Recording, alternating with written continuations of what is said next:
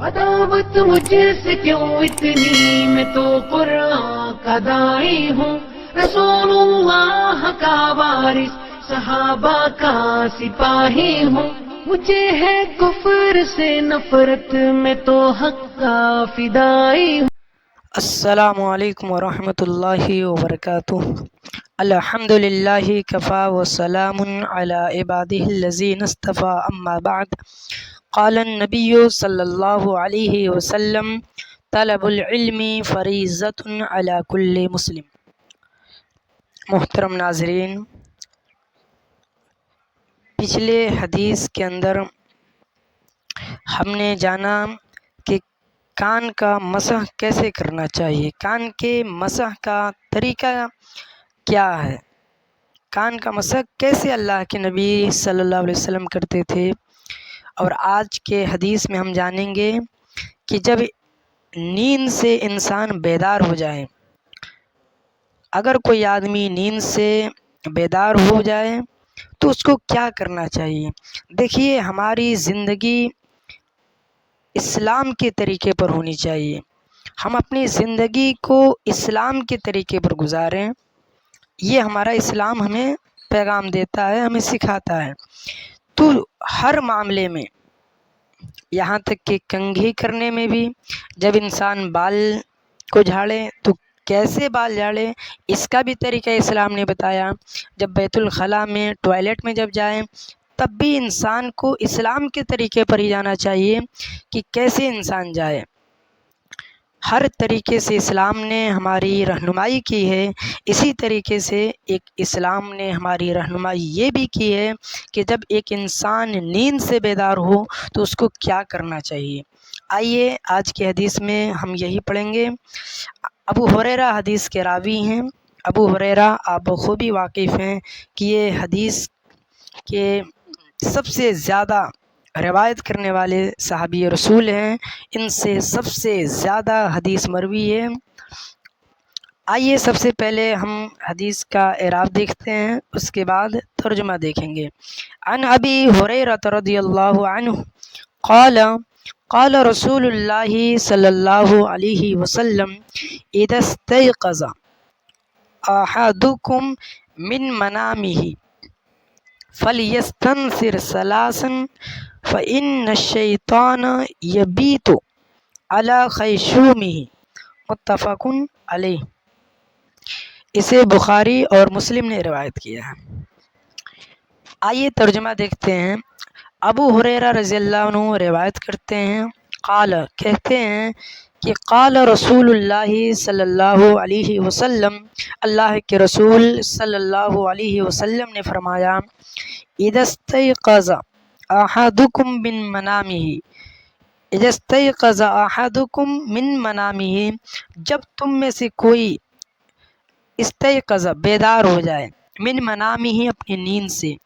استيقظ کے معنی ہوتا ہے بیدار ہونا، اٹھنا، نیند سے بیدار ہونا، نیند سے اٹھنا۔ اذا استيقظ جب بیدار ہو، احدکم تم میں سے کوئی، من منامہ اپنی نیند سے، جب تم میں سے کوئی آدمی، کوئی شخص اپنی نیند سے بیدار ہو جائے، فلیستنثر ثلاثا، تو اب دیکھیے اسلام ایک طریقہ بتا رہا ہے کہ اب ایک انسان کو کیا کرنا چاہیے۔ جب نیند سے ایک انسان بیدار ہو تو اس کو کیا کرنا چاہیے۔ شریعت کہتی ہے فلیستنثر ثلاثا، کہ اس کو اپنے ناک میں پانی ڈالے، وہ اپنے ناک میں پانی ڈالے اور اسے 3 مرتبہ جھاڑے۔ فلیستنثر ثلاثا، کہ اپنے ناک کو 3 مرتبہ جھاڑے، ناک میں پانی ڈالے اور اس کو 3 مرتبہ جھاڑے۔ کیوں جھاڑے، اس کا ریزن کیا ہے، کیوں ناک میں پانی ڈالنے کا ذکر کیا جا رہا ہے۔ اس لیے کہ فإن الشیطان، کہ بے شک شیطان، یبیت، بات یبیت کا معنی ہوتا ہے رات گزارنا۔ فإن الشیطان یبیت، کہ بے شک شیطان، یبیت رات گزارتا ہے، علی خیشومہ، ناک کے باسے کے اندر، ایک ناک میں ایک جگہ ہوتی ہے جہاں شیطان رات گزارتا ہے، تو شیطان رات گزارتا ہے ناک کے اندر۔ ناک کے ایک اندر ایک چھوٹی سی پتلی سی ایک ہڈی ہوتی ہے، بانسے کے اندر رات گزارتا ہے۔ اسے متفقن علیہ نے روایت کیا، یعنی بخاری اور مسلم نے۔ تو اس حدیث کے اندر، اس حدیث سے ہمیں معلوم ہوا کہ جب بھی کوئی ایک انسان نیند سے بیدار ہو تو اس کو کیا کرنا چاہیے۔ وہ جب نیند سے بیدار ہو تو ناک میں پانی ڈالے اور اسے 3 مرتبہ جھاڑے، 3 مرتبہ جھاڑ دے گا، پھر اس کے بعد اس کو وضو بھی کرنا چاہیے، کیونکہ وضو کی حالت میں ہمیشہ رہنا چاہیے۔ اب یہ کیا ہے، کیا ناک میں یہاں پہ جو کہا جا رہا ہے فَلْيَسْتَنْثِرْ ثَلَاثًا، ناک میں 3 مرتبہ ناک میں پانی ڈال کر اسے جھاڑے، یہ شریعت کہتی۔ تو کیا یہ واجب ہے، کیا مستحب ہے، کیا ہے؟ تو دیکھیے یہ مستحب کا کام ہے۔ کوئی اگر شریعت کے حکم کے مطابق اگر عمل کرتا ہے تو نیکی کا کام کرتا ہے، تو یہ مستحب کے درجے میں ہے، کوئی واجب نہیں ہے کہ آپ کو کرنا ہی ہے، اگر آپ نہیں کریں گے تو آپ کو گناہ لکھا جائے گا، ایسا نہیں ہے۔ یہ ایک ہماری رہنمائی کے لیے بتائی ہے شریعت نے کہ جب نیند سے بیدار ہو جاؤ تو اپنے ناک میں پانی ڈال کر 3 مرتبہ ناک کو جھاڑو۔ اچھا ایک اور حدیث پڑھتے ہیں آج حدیث انہی کی حدیث ہے، یہ بھی پڑھ لیتے ہیں، یہ بھی اسی کے تعلق سے ہے۔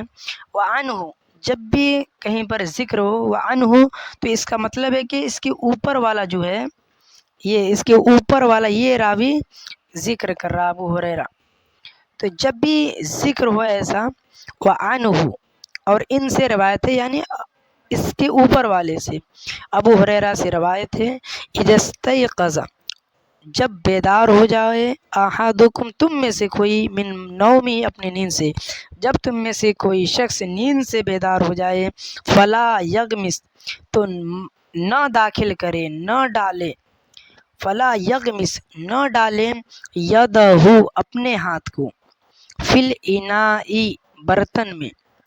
برتن میں اپنے ہاتھ کو نہ ڈالے، حتیٰ، یہاں تک کہ، یغسلھا، یہاں تک کہ اس کو دھو لے، ہا ضمیر جا رہا ہے اپنے ہاتھ کی طرف جا رہا ہے، یہاں تک کہ اپنے ہاتھ کو دھو لے، ثلاثاً، 3 مرتبہ، فإنہ، اس لیے کہ، لا یدری، وہ نہیں جانتا، یعنی وہ آدمی جو سویا ہوا تھا اور بیدار ہوا ہے وہ نہیں جانتا، این باتت یدہ، کہ اس کا ہاتھ کہاں گزارا، این کا معنی ہوتا ہے کہاں، این، کہاں، باتت، رات گزارا، یدہ، اس کا ہاتھ رات کہاں گزارا، اس کو نہیں معلوم، کہ ہو سکتا ہے نیند کی حالت میں ہاتھ کہیں اور جگہ چلا گیا ہو جہاں پہ مناسب نہ ہو، تو اس لیے شریعت کہتی ہے کہ جب بھی کوئی آدمی نیند سے بیدار ہو تو برتن وغیرہ میں ہاتھ نہ ڈالے، پہلے ہاتھ کو 3 مرتبہ دھو لے، اس کے بعد ہاتھ ڈالے۔ اور اس کا ریزن بھی بتا رہا ہے شریعت کی نیند کے عالم ہے، ظاہر سی بات ہے انسان نہیں جانتا کہ نیند کی حالت میں اس کے ہاتھ کہاں، کہیں ہو سکتا ہے کہیں ہاتھ ناجائز جگہ، کوئی غلط جگہ پہ چلا گیا ہو، اس لیے شریعت نے ایک طریقہ بتایا کہ جب نیند سے بیدار ہو تو پہلے ہاتھ کو دھو لو۔ تو اس حدیث کے اندر بہت ہی اہم بات بتائی گئی کہ جب انسان نیند سے بیدار ہو تو ہاتھ کو 3 مرتبہ دھو لے، اور اس حدیث کے اندر بتایا گیا کہ جب نیند سے بیدار ہو تو اپنی ناک کے اندر پانی ڈال کر 3 مرتبہ جھاڑے، اور اس حدیث کے اندر بتایا گیا کہ جب انسان نیند سے بیدار ہو تو برتن وغیرہ میں ہاتھ نہ ڈالے، اس لیے کہ پتہ نہیں ہاتھ میں کیا چیز لگا ہے، ہو سکتا ہے بہت کچھ چیزیں ہاتھ نے ایسی چیزوں کو ٹچ کیا ہو جو کہ مناسب نہ ہو، تو اس لیے شریعت نے کہا کہ جب نیند سے بیدار ہو تو اپنے ہاتھ کو برتن میں نہ ڈالے، پہلے اس کو دھو لے، اس کے بعد ہاتھ ڈالے۔ متفقن علیہ، اسے بخاری اور مسلم نے روایت کیا ہے، اور یہ ھذا لفظ مسلم، اور یہ مسلم کے الفاظ ہیں۔ تو ان دونوں احادیث سے یہ بات ثابت ہوئی کہ جب بھی ایک انسان نیند سے بیدار ہو تو اس کو کیا کرنا چاہیے، اس کو سب سے پہلے تو جب نیند سے بیدار ہو دعا پڑھیں، اس میں ذکر نہیں ہے لیکن سب سے پہلے دعا پڑھیں، اس کے بعد جائیں اور ناک میں یا ہاتھ کو، اگر برتن میں نیند سے بیدار ہونے کے بعد اگر کہیں برتن رکھا ہوا تو اس میں فوری طور پہ ہاتھ مت ڈالے، بلکہ پہلے ہاتھ کو دھو لے، ناک میں پانی ڈال کر 3 مرتبہ جھاڑ لے تب کوئی کام کرے. تو یہ طریقہ اسلام نے بتایا. تو امید کہ آپ سمجھ گئے ہوں گے اس حدیث کو. اگر کوئی ڈاؤٹ ہو، کوئی سمجھ نہیں آیا ہو، آپ کمنٹ میں سوال کر سکتے ہیں. اللہ تعالیٰ سے دعا ہے کہ اللہ تعالیٰ ہمیں مزید ایسے احادیث پر عمل کرنے کی توفیق عطا فرمائے. آمین. والسلام علیکم ورحمۃ اللہ وبرکاتہ.